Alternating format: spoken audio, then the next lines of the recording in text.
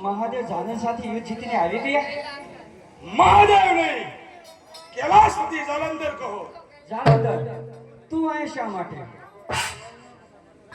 અરે પાણવથી તમારા સૌંદર્યનો તો વખાણ બહુ સાંભળ્યા હતા.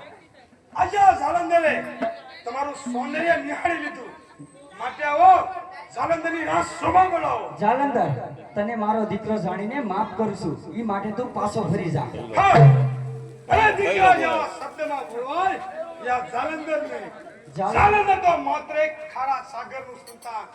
માટે આવો સુંદરી જાલંધરની રાસ શોભા બોલાવો. જાલંધર, હજી કહું છું પાછો ફરી જા, નકર મને રણસંડી ભવાનીનું રૂપ થતા જરાય વાર નહીં લાગે. તો આવો જાલંધરની રાસ શોભા બોલાવો. જાલંધર!